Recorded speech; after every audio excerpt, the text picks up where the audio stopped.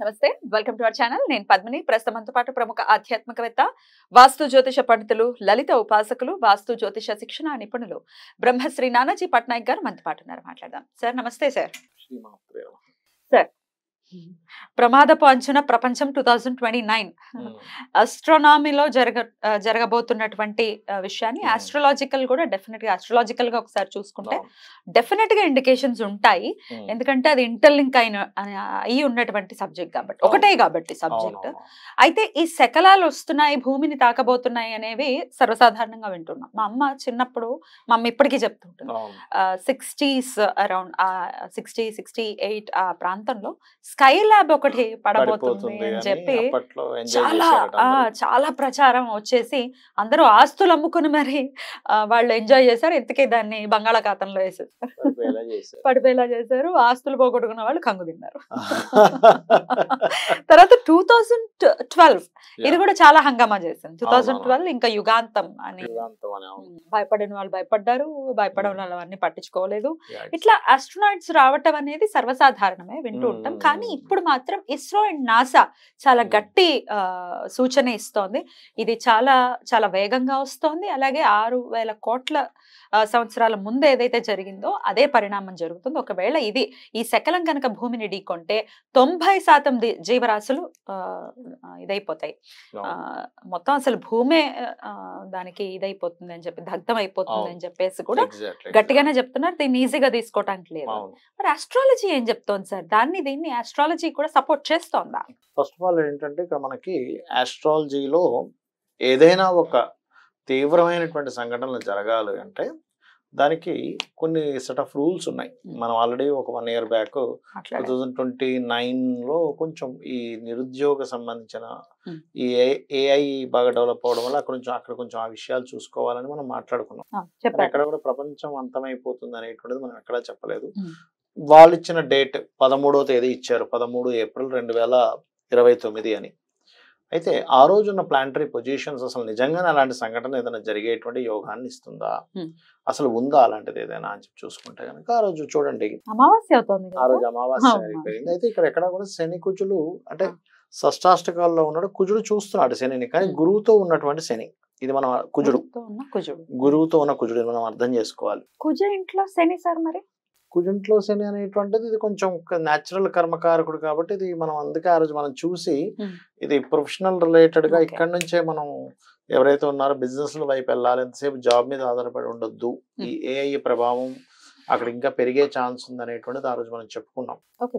So అయితే ఇక్కడ ఏంటంటే ఇది ఎక్కడా కూడా ప్రపంచాన్ని వినాశనం అయిపోవడానికి మాత్రం చేయట్లేదు.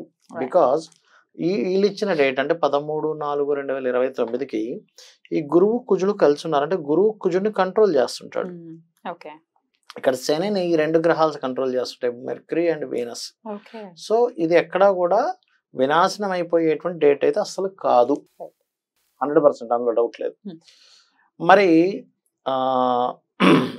ఇంకోటి ఏంటంటే దీన్ని ఈ రాహుకేతువులు ఇలా ఉన్నప్పుడు ఎప్పుడు కూడా ఏదైతే అందరూ ఇది అసాధ్యము అయిపోయింది, ఇంకా మొత్తం మునిగిపోయింది అన్నప్పుడు అది రివర్స్ అవుతాయి ఈ రాహుకేతులు ఇక్కడ ఉన్నప్పుడు. అంటే రాహు ధనస్సులో మళ్ళీ ఇదే ఇక్కడ రాహు ఇక్కడ కేతు ఉంటే దాన్ని కోదండరామ్ యాక్సిస్ అంటారు. అంటే ఎవరి జన్మ జాతకంలో అయినా ఇక్కడ రాహు ఇక్కడ కేతు ఉన్నాడు అనుకోండి, వాళ్ళు ఇది అసాధ్యము అని అనుకునేది వాళ్ళు సాధ్యం చేసి చూపిస్తారు ఆ జాతకులు. అమేజింగ్. రాముడు జాతక చక్రంలో ఉంటుంది అది కోదండరామ్ యాక్సిస్, ఇక్కడ రాహు ఇక్కడ కేతు. వాళ్ళు సముద్రంలో ఉంగరం పడేసి కూడా తీసుకురాగలరు. అందుకే శ్రీరామచంద్రమూర్తి అంతమంది సైన్యంతో ఒక బ్రిడ్జ్ కట్టి, సముద్రం మీద బ్రిడ్జ్ కట్టడం మామూలు విషయం మానవ మాత్రుడికి, వెళ్ళి అక్కడ రావణాసురుని సంహరించి సీతాదేవిని తెచ్చుకున్నాడు ఆయన యుద్ధంలో ఓడించి. అయితే ఇక్కడ ఈ కాంబినేషన్స్ ఎక్కడా కూడా అటువంటివి ఏమీ చూపించట్లేదు అనేటువంటి జ్యోతిష్ శాస్త్రం చాలా స్పష్టంగా చెప్తుంది. 100% సేఫ్. దాని గురించి ఏమీ భయపడాల్సిన పని లేదు. కాకపోతే ఇక్కడ ఇది ఒక 2.5 సంవత్సరాలు ఉంటాడండి శని. ఎప్పుడు ఎంటర్ అవుతున్నారు సార్ శని? 2028 ఫిబ్రవరి లాస్ట్ వీక్ లో ఎంటర్ అవుతున్నాడు. అంటే ఆల్మోస్ట్ 2028 ఫిబ్రవరి 26, 27 డేట్స్ లో ఇక్కడికి వస్తాడు శని భగవానుడు. 28 లో ఎంటర్ అవుతున్నాడు. అంటే అప్పటికే మనకి ఇక్కడికి సంవత్సరం 2 నెలలు అవుతుంది ఇక్కడికి Yeah. వచ్చి శని. Yeah. ఇది 2.5 years ఉంటాడు. Hmm. అందుకే మనం ఆ రోజు ఏం చెప్పామంటే 28th ఫిబ్రవరి నుంచి ఒక 2.5 సంవత్సరాలు శని ఇక్కడ సంచరిస్తుంటాడు. న్యాచురల్ 10th లార్డ్, ఈయన న్యాచురల్ 10th లార్డ్ వెళ్ళి నీచబడ్డాడు కాబట్టి కొంచెం అప్పటికల్లా మీరు సెట్ చేసేసుకోండి. ఈ ఇంకొక ఒకటే జాబ్ ఒకటే కాకుండా ఇంకొక ఆదాయం కూడా సెట్ చేసుకోవాలి. ప్రతి ఒక్కరు సొంతంగా ఏదైనా చేసుకోవాలన్నాం. కానీ అది ఎక్కడా కూడా ఏదో వచ్చి భూమిని డ్యామేజ్ చేసేటి మాత్రం కనిపించట్లేదు. బికాస్ ఆఫ్ శుభగ్రహాలు జన్మజాతకంలో ఏంటంటే మనం ఎప్పుడైనా జన్మజాతకం కావచ్చు, గోచారాలు జరిగేటువంటి ఇబ్బందులు కావచ్చు, ఈ రెండిటికి గనక శుభగ్రహాల సంబంధం ఉన్నప్పుడు ఎలాంటి ఏదో శకలం వచ్చేసి భూమి మొత్తం బద్దలైపోవడం, కొన్ని ప్రదేశాలు మొత్తం ఏదో అయిపోవడం మాత్రం అస్సలు జరగదు. అంటే ఎందుకంటే ఈ విషయం మనం ఎందుకు క్లారిటీగా చెప్తున్నాం అంటే చాలా మంది తెలియక అది ఎలాగో పోతుంది కదా అని చెప్పి వాళ్ళ బాధ్యతలు మర్చిపోయే ఛాన్సెస్ ఉంటాయి. ఉన్న ఆస్తులు ఇప్పుడు మీరు ఇందాక అన్నారు స్కై ల్యాబ్ పడిపోతుందని కొంతమంది ఆస్తులు అమ్మేసుకున్నారు. తీరా చూస్తే అయ్యో అనవసరంగా అమ్ముకున్నాను. ఇంకా పాపం తెలియదు కదా. తెలియదు అంటే ఇక్కడ ఇన్నోసెంట్ అని కాదు, ఎవరినైనా తప్పుదో పట్టించవచ్చుగా. ఒక్కరు పాడైపోయినట్టు. ఇప్పుడు ఏముంది అసలు భూమి బద్దలైపోతుంది, ఉంచుకుని ఏం చేస్తావు, ఎంజాయ్ చేద్దాం బాబా అలాంటివి చేయకండి. ఎందుకంటే మనకి కల్కి పురాణంలో భూమికి అంటే నిచ్చెన వేసేవాళ్ళు, భూమికి అంటున్నా ఈ చెట్టు ఇంత చిన్న మొక్క దాని చెట్టు మీద ఏదో ఉంటుంది అంటారు మొక్క, దానికి నిచ్చెన వేసేవాళ్ళు పుడతారట. అలాగే ఈ భూమి ఎండింగ్ కల్కి అవతారం కల్లా మనిషి యొక్క ఆయుష్ 16 సంవత్సరాలు బ్రతికితే అబ్బా చాలా బ్రతికేటరా అంటారు. అండ్ లిలిపుట్స్ లాగా ఇంత ఉంటారట. ద్రాక్షారామంలో కూడా అలాంటి చిన్నది గుడి ఉంది, లిలిపుట్స్ ఎంటర్ అయ్యేలా కదా. ఎందుకంటే మనకి గతంలో చాలా సార్లు ఇలాంటివి ఇక్కడికి ఎండ్ అయిపోతుంది అక్కడికి ఎండ్ అయిపోతుంది చాలా వచ్చాయి. ఇది కూడా అలాంటిదే. అదేమీ వచ్చి దీనికి కుదరదు, అది పక్క నుంచి వెళ్ళిపోతుంది, అందులో ఎటువంటి డౌట్ లేదు. సో ఇంకా కొన్ని వేల సంవత్సరాలు ఈ భూమి ఉండాల్సిన పరిస్థితి ఉంది. ఎందుకంటే కలియుగం ప్రథమ పాదంలోనే ఉన్నాం. ఇంకా 3 పాదాలు ఉన్నాయి కాబట్టి దయచేసి ఏదో ఎండ్ అయిపోతుంది కదా అని విద్యార్థులు ఏం చదువుతాంలే మనం ఏం సాధించాలనే విద్యార్థులు అనుకోవద్దు. పెద్ద వాళ్ళు బాధ్యతలు వదిలేయద్దు. ఖచ్చితంగా ఇంకా ఉంది ఈ లోకం.